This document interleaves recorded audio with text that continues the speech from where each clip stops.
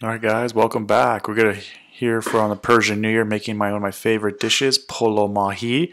And we're going to have actually our fish in two different styles. One is a classic pan-fried saffron Persian fish, and one also a tahdig version that lays underneath our herb rice. Let's get it going. First, we're going to start with a fistful of herbs, and down in the description you'll see what I'm talking about. Now you can substitute anything for anything, but the most important I believe is going to be the leeks, and if you can get a hold of those Persian chives, that'd be great. You can use garlic chives or any other chives, but green onions and leeks and cilantro are the key ingredients in my opinion. Get our water boiling real quick. On the side you see I roughly chopped all the vegetables. Some people like to go really fine, but I like to go rough. It's really up to you, but I think if you do a rough chop you get better flavoring out of the rice kernels. So here's my long grain Basmati rice. I'm going to dump it into my boiling, roiling water. In the description down below I think I have 4 cups of rice going. After your rice is parboiled you can cool it off. Once that's done, we're going to take that hot pan, put some olive oil right on the bottom for that tahdig and fish to crisp up really nice. Now in a separate dish, we're going to also take our fish of choice. This time I have trout. You can pick any white flesh fish. Just remember, if it's thick, it's going to be a longer cooking time. I soaked it in salt and saffron water. A link right below on how to make that golden saffron water. You're going to want to watch that so you know how to make this right. Once you get that trout, or whatever fish of choice you have, I like to put it meat side down to get it crispy.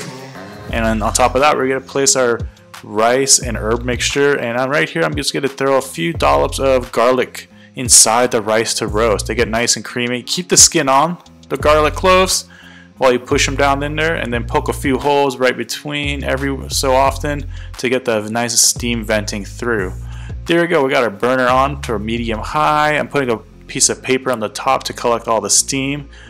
For once we start steaming up the rice, you don't want it to get too soggy. So here we go. You see that steam just billowing out? Beautiful. Alright, so we're gonna put it down to like a low medium setting, and we're gonna let our steam collect and anything extra on top.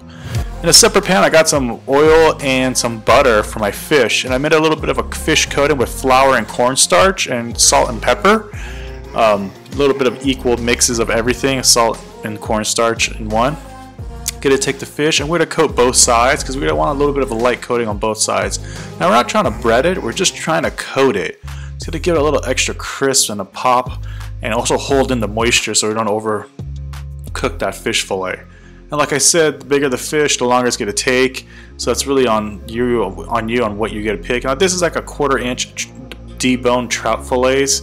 So be honest with you, it's like 4 to 5 minutes max almost on each side you're cooking these. Not even. I think this one's like 3 minutes. And once they're golden brown and flaky, you just want to pop and check underneath it real quick, see how you're doing there. Yeah, not bad.